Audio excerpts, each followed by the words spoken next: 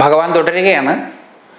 ആത്മജ്ഞാനമില്ലാത്തതിനാൽ വിഷയങ്ങളിൽ ആസക്തിയും അതുമൂലം പുണ്യകർമ്മങ്ങളും പാപകർമ്മങ്ങളും ആ കർമ്മങ്ങളുടെ ഫലമായുണ്ടാകുന്ന ആ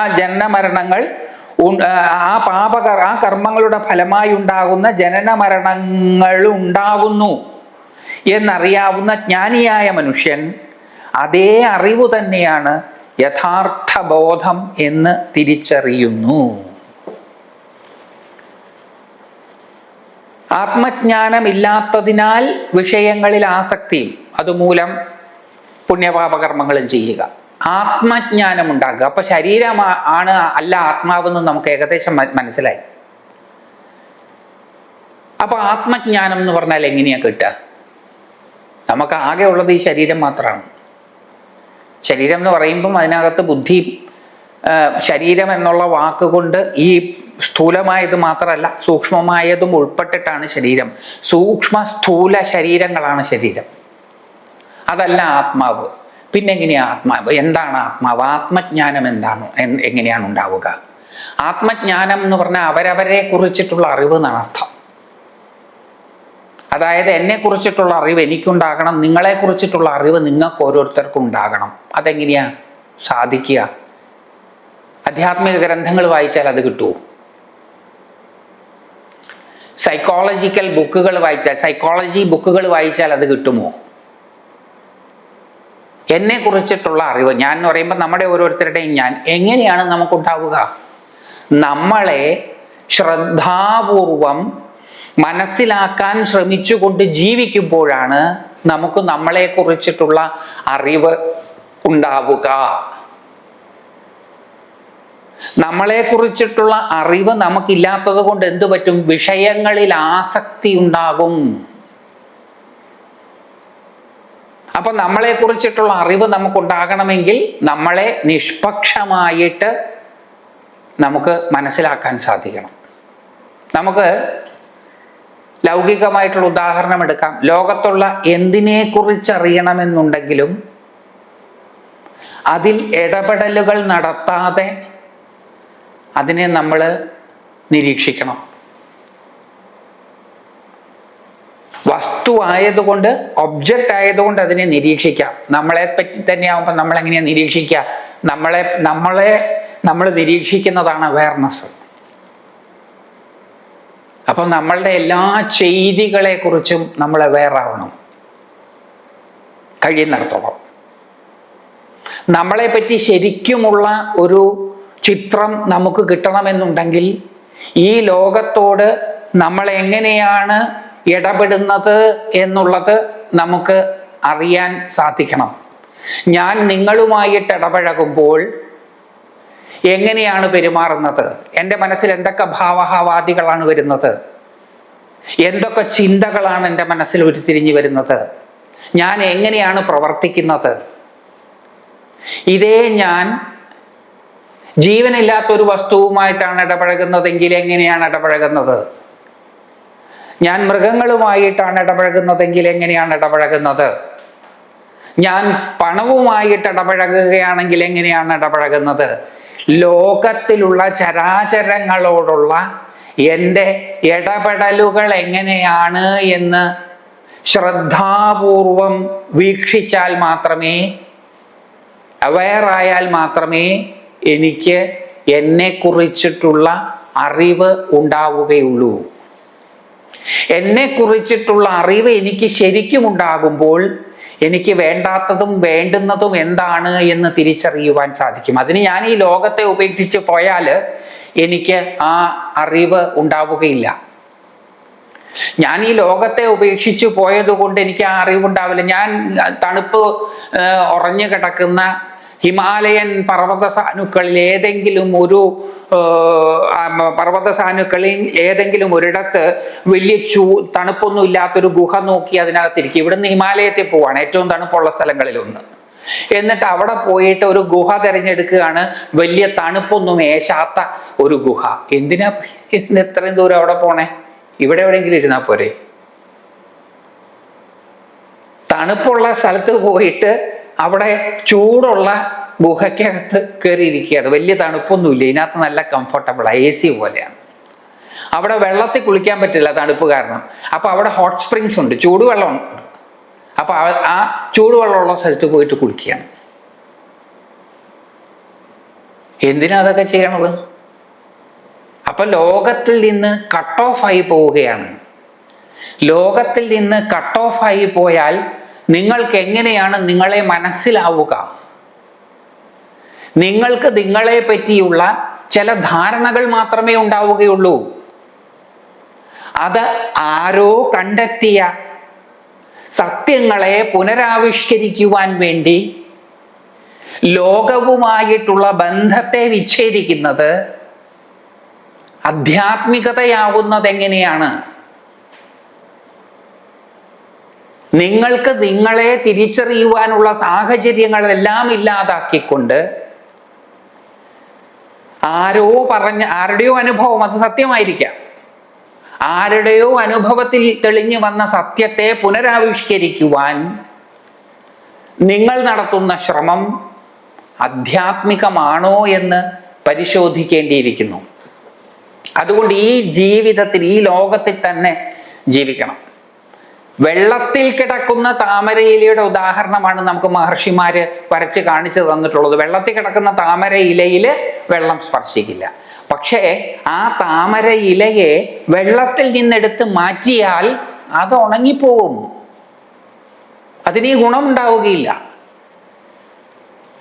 വെള്ളം സ്പർശിക്കാതെ താമര ഇലയ്ക്ക് നിലനിൽക്കണമെന്നുണ്ടെങ്കിൽ അത് വെള്ളത്തിൽ കിടന്നാലേ പറ്റുള്ളൂ. അതേപോലെ വേണം ഈ ലോകത്ത് ജീവിക്കാൻ.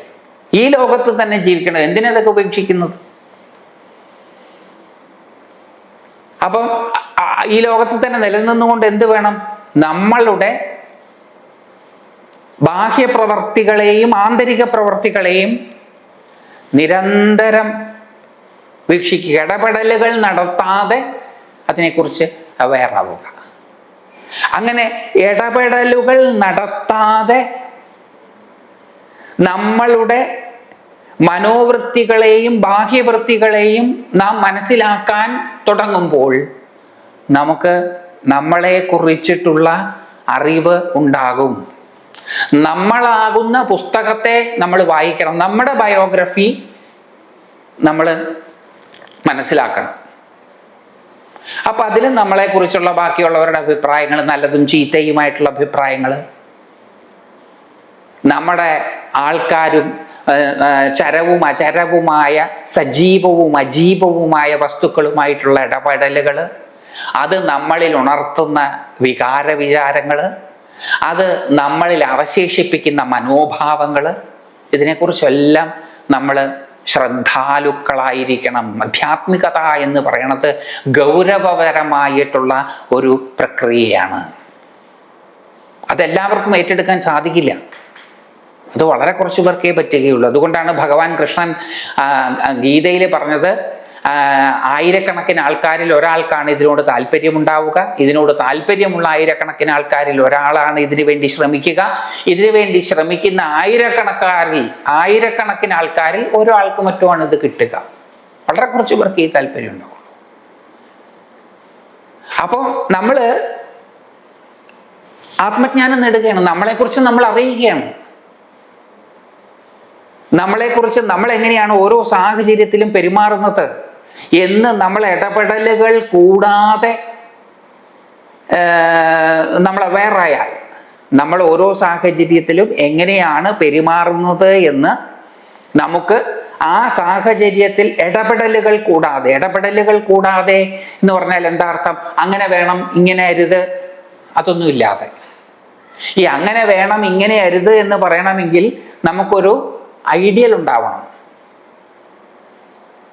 നമുക്കൊരു മാതൃകയുണ്ടാകണം. നമ്മൾ പലതിൽ നിന്നും സ്വാംശീകരിച്ച് ഒരു മാതൃകയുണ്ടാക്കി വെച്ചിട്ട് ആ മാതൃക പോലെ ആവാൻ ശ്രമിക്കുമ്പോൾ നമ്മുടെ ജീവിതത്തിൽ ഉണ്ടാകുന്നത് സംഘർഷം മാത്രമാണ്, സമാധാനമല്ല. അതുകൊണ്ട് ആ മാതൃകയെ എടുത്തു കളയുക, ഐഡിയൽ എടുത്തു കളയുക. അതൊന്നും വേണ്ട, അതൊന്നും ആവശ്യമില്ല. നമ്മൾ എങ്ങനെയാണോ അങ്ങനെ യഥാതഥമായിട്ട് നമ്മളെ മനസ്സിലാക്കുക.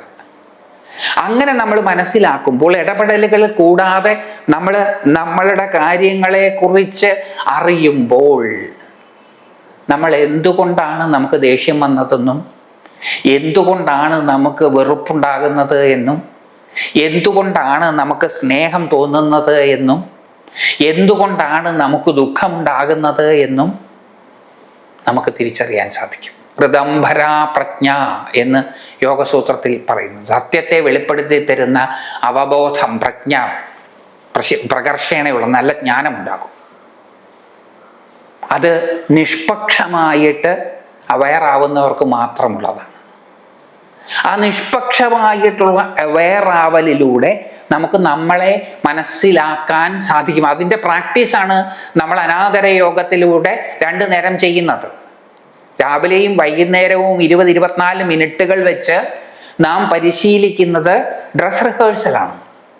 യഥാർത്ഥത്തിലുള്ള ജീവിതത്തിൽ ഇതിനെ പ്രാവർത്തികമാക്കാൻ വേണ്ടിയുള്ള പ്രാരംഭ നടപടികളാണ്. എനിക്ക് എന്തുകൊണ്ടാണ് നിങ്ങളോട് ദേഷ്യം ഉണ്ടാകുന്നത്, എനിക്ക് എന്തുകൊണ്ടാണ് വേറൊരാളോട് വെറുപ്പുണ്ടാകുന്നത്, എനിക്ക് എന്തുകൊണ്ടാണ് ഈ ചില വസ്തുക്കളോട് ഇഷ്ടവും ചില വസ്തുക്കളോട് അനിഷ്ടവും ഉണ്ടാകുന്നത്, ഇതൊക്കെ നിഷ്പക്ഷമായിട്ടുള്ള നിരീക്ഷണത്തിൽ വെളിപ്പെട്ടു വരും. അപ്പോൾ എന്ത് സംഭവിക്കും? നമുക്ക് വേണ്ടത് എന്താണോ അത് നമുക്ക് മനസ്സിലാകും. ആ നിഷ്പക്ഷമായ അവയർനെസ് ഇല്ലാത്തത് കൊണ്ട് നമുക്ക് നമ്മളെ പറ്റി ഒന്നും അറിയില്ല. നമുക്ക് ആത്മജ്ഞാനമില്ല. ആത്മജ്ഞാനം ഇല്ലാത്തത് കൊണ്ട് എന്ത് സംഭവിക്കും?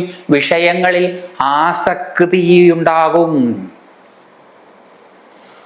ആസക്തി ഉണ്ടാകുമ്പോൾ ചിലതിനോട് അമിതമായ താല്പര്യവും ചിലതിനോട് അമിതമായ വിരോധവും ഉണ്ടാവും. താല്പര്യവും താല്പര്യക്കേടും ഉണ്ടാകും. രാഗദ്വേഷങ്ങൾ ഉണ്ടാകും. ഈ രാഗദ്വേഷങ്ങൾ ഉണ്ടാകുന്നത് എന്തുകൊണ്ടാണ്? ആത്മജ്ഞാനമില്ലാത്തത് കൊണ്ട്. ആത്മജ്ഞാനമില്ലാത്തത് അറിവില്ലാത്തത് കൊണ്ട്, അജ്ഞാനം കൊണ്ട്. അജ്ഞാന മൂലമാണ് ഈ സംസാരം. വളരെ കൃത്യമാണത്. നമുക്ക് നമ്മളെ കുറിച്ച് അറിയില്ല. അതുകൊണ്ട് ആസക്തിയും രാഗദ്വേഷങ്ങൾ ഉണ്ടാകുന്നു. അങ്ങനെ രാഗദ്വേഷങ്ങൾ ഉണ്ടാകുമ്പോൾ എന്ത് സംഭവിക്കും? അതുമൂലം പുണ്യകർമ്മങ്ങളും പാപകർമ്മങ്ങളും ചെയ്യും.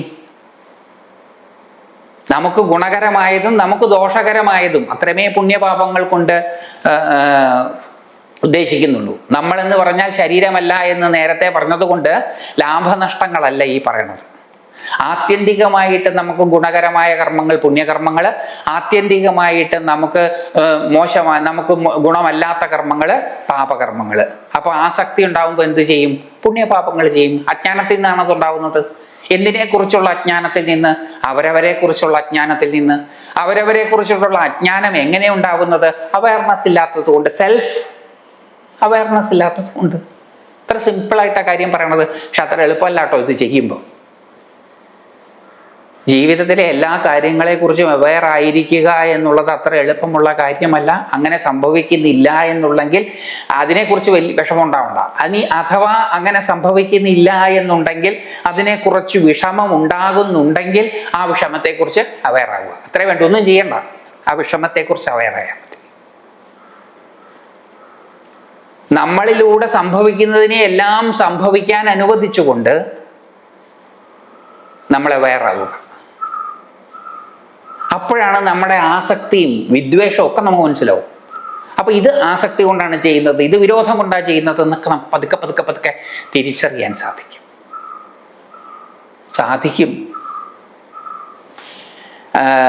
ആത്മജ്ഞാനമില്ലാത്തതിനാൽ വിഷയങ്ങളിൽ ആസക്തിയും, ആസക്തി മൂലം, ആസക്തി എന്ന് പറയുമ്പോൾ രാഗം മാത്രമല്ല ദ്വേഷവും വരും. അതുമൂലം പുണ്യകർമ്മങ്ങളും പാപകർമ്മങ്ങളും ഇപ്പം നമ്മൾ വേണ്ടതും വേണ്ടാത്തതും ചെയ്യും. ആ കർമ്മങ്ങളുടെ ഫലമായി ഉണ്ടാകുന്ന ജനന മരണങ്ങളും ഉണ്ടാകുന്നു.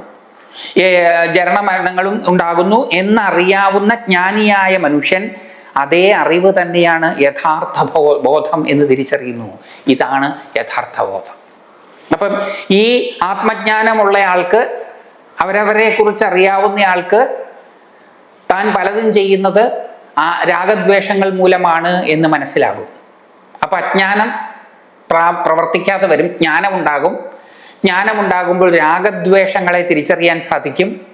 രാഗദ്വേഷങ്ങളെ തിരിച്ചറിയാൻ സാധിച്ചാൽ പുണ്യപാപകർമ്മങ്ങളിൽ നിന്ന് വിരമിക്കാൻ സാധിക്കും. പുണ്യപാപകർമ്മങ്ങളിൽ നിന്ന് വിരമിക്കുക എന്ന് പറഞ്ഞാൽ പ്രവൃത്തിയൊന്നും ചെയ്യാതിരിക്കുക എന്നുള്ളതല്ല അർത്ഥം. വേണ്ടത് കൃത്യമായി ചെയ്യുക എന്നുള്ളതാണ് അർത്ഥം. അനാസക്തരായിട്ട് പ്രവർത്തിക്കാൻ സാധിക്കും. പുണ്യപാപങ്ങൾ ചെയ്യാതെ പ്രവർത്തിക്കാൻ സാധിക്കും. വേറെ ഒരു സാധാരണ ആൾക്കാർ ജീവിക്കുന്നത് പോലെ അല്ലാത്ത മറ്റൊരു തലത്തിൽ നിന്ന് ജീവിക്കാൻ സാധിക്കും. അത് പറഞ്ഞു കൊടുക്കുകയാണ് ശ്രീകൃഷ്ണ ഭഗവാൻ ഗീതയിലൂടെ അർജുനന് വേണ്ടി. അങ്ങനെ സാധിക്കും. അതാണ് ആധ്യാത്മികമായ ജീവിതം. അപ്പം ഈ പുണ്യപാപ കർമ്മങ്ങൾ ചെയ്യുമ്പോൾ എന്ത് സംഭവിക്കും? അങ്ങനെ ജനന മരണങ്ങൾ ഉണ്ടാകും. സംസാര ചക്രം പ്രാവർത്തികമാക്കും. ജനന മരണങ്ങൾ ഉണ്ടാകും എന്ന് പറഞ്ഞാൽ പൂർവജന്മ പുനർജന്മം ഉണ്ടാവണം എന്നല്ല ഉദ്ദേശിക്കുന്നത്. അതായത് ഇത് ഇല്ലാണ്ടായി കഴിഞ്ഞാൽ ഇതുപോലെ മറ്റൊന്ന് ജനിക്കും, ഞാൻ അതിൽ അകത്തിരുന്നുകൊണ്ട്. അങ്ങനെയല്ല ജനനമരണങ്ങൾ. ജനനമരണങ്ങൾ എന്താ? ചിന്തകളുടെ ജനനമരണങ്ങളാണ്.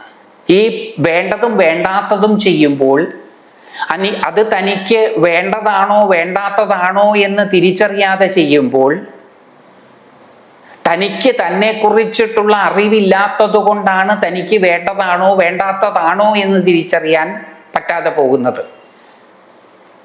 അറിവില്ലായ്മയിലൂടെ പ്രവൃത്തി ചെയ്യുമ്പോൾ ആ പ്രവൃത്തികൾ ഉണർത്തുന്ന ചിന്തകളാണ് നിലനിന്ന് ഇല്ലാതെയാവുന്നത്. ആ ചിന്തകളുടെ പുനരാവർത്തനമാണ് സംസാര സാഗരം. ചിന്തകളാണ് നമുക്ക് ദുരിതങ്ങളെ ഉണ്ടാക്കുന്നത്. ചിന്തകളുടെ ആവർത്തനമാണ് നമുക്ക് പ്രശ്നങ്ങൾ ഉണ്ടാക്കുന്നത്.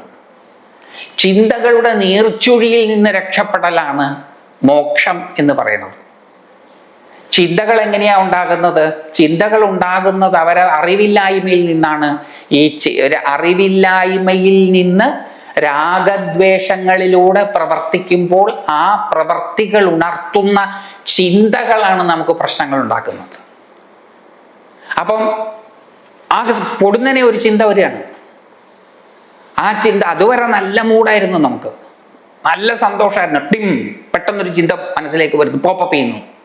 ആ ചിന്ത നമ്മളെ ഗ്രസിക്കുന്നു. പിന്നെ ആ ചിന്തയുടെ ചക്രവാത ചുഴിയിൽപ്പെട്ട് നാം ഉഴറുന്നു. ആകെ കലുഷിതമായി തീരുന്നു മനസ്സ്. കുറച്ച് കഴിയുമ്പം ആ ചിന്ത അന്തർധാനം ചെയ്യുന്നു, ആ ചിന്ത ഇല്ലാണ്ടാവുന്നു. പിന്നെയും പൊടുന്നതിനെ അത് വേറൊരു രൂപത്തിൽ പ്രത്യക്ഷപ്പെടുന്നു. ഭയമൊക്കെ അങ്ങനെയാണ്, പല രൂപത്തിലാണ് പ്രത്യക്ഷപ്പെടുക. ഒരു ചിന്തയിലൂടെ പ്രത്യക്ഷപ്പെട്ട് നമ്മളെ വേവലാതിപ്പെടുത്തി നമ്മുടെ ജീവിതം ദുസ്സഹമാക്കി ആ ചിന്ത ഇല്ലാതായി കഴിഞ്ഞപ്പം രക്ഷപ്പെട്ടു എന്ന് വിചാരിക്കുമ്പോൾ മറ്റൊരു ചിന്തയിലൂടെ ഭയം വരുന്നു. അത് മാവ് കൊണ്ട് ഒരേ മാവ് കൊണ്ട് വിവിധ തരത്തിലുള്ള പലഹാരം ഉണ്ടാക്കുന്നത് പോലെയാണ്. അപ്പൊ പല രീതിയിൽ പല ഡിസ്ഗൈസിലാണ് ഈ ചിന്തകൾ പുറത്തു വരുന്നത്. ഇത് നമ്മളെ അങ്ങനെ പിടിക്കുകയാണ്. ഈ ചിന്തകളാണ് ജനന മരണങ്ങളാകുന്ന സംസാരം. ഈ ചിന്തകളെ ഇല്ലാതാക്കുക, നിരോധിക്കുക. താനെ ഇല്ലാണ്ടാവണം. കാരണം താനെ ഉണ്ടാവുന്നതാണല്ലോ ഈ ചിന്തകൾ, നമ്മൾ ഉണ്ടാക്കുന്നതല്ലല്ലോ. അത് താനെ ഇല്ലാണ്ടാവണം. അത് താനെ ഇല്ലാണ്ടായില്ലെങ്കിൽ എന്താ പ്രശ്നം? ജീവിതം നിരന്തര പീഡനമായിരിക്കും. പുറത്തുനിന്നുള്ളവരൊന്നുമല്ല നമ്മളെ പീഡിപ്പിക്കുന്നത്, ബാഹ്യ സാഹചര്യവുമല്ല നമ്മളെ പീഡിപ്പിക്കുന്നത്. നമ്മളെ പീഡിപ്പിക്കുന്നത് നമ്മുടെ ചിന്തകളാണ്. ആ ചിന്തകൾ ഉണ്ടാകുന്നത് എങ്ങനെയാണ്? പുണ്യപാപ കർമ്മങ്ങളിൽ നിന്നാണ്. അതിന്റെ കർമ്മഫലമാണ് ചിന്തകൾ. പുണ്യപാപ കർമ്മങ്ങൾ എങ്ങനെയാണ് ഉണ്ടാകുന്നത്? ആസക്തി മൂലം ചെയ്യുമ്പോഴാണ്, രാഗദ്വേഷങ്ങളിൽപ്പെട്ട് ചെയ്യുമ്പോഴാണ്. രാഗദ്വേഷങ്ങൾ എങ്ങനെയാണ് ഉണ്ടാവുന്നത്? നമ്മളെക്കുറിച്ച് നമുക്കൊരു യഥാർത്ഥ ജ്ഞാനമില്ലാത്തത് കൊണ്ട്. നമ്മളെക്കുറിച്ച് നമുക്ക് യഥാർത്ഥ ജ്ഞാനമില്ല എന്ന് പറഞ്ഞാൽ, യഥാർത്ഥ ജ്ഞാനം എന്ന് പറഞ്ഞാൽ ഒരു മിസ്റ്റിക്കൽ എക്സ്പീരിയൻസ് മാത്രമല്ല, അത് വളരെ പ്രാക്ടിക്കലായിട്ടുള്ള ഒരു അറിവും കൂടിയാണ്. അപ്പൊ കർമ്മഫലങ്ങളാണ് ഈ ചിന്തകളുണ്ട്. കർമ്മമാണ് അതിന്റെ ഫലമാണ് ചിന്തകൾ. ആ ചിന്തകളാണ് ജനന മരണങ്ങൾ ഉണ്ടാക്കുന്നത്. ഇതറിയാവുന്ന ജ്ഞാനിയായ മനുഷ്യൻ അതേ അറിവ് തന്നെയാണ് യഥാർത്ഥ ബോധം എന്ന് തിരിച്ചറിയുന്നു. ഇതറിയാവുന്ന ഒരാൾ, അതായത്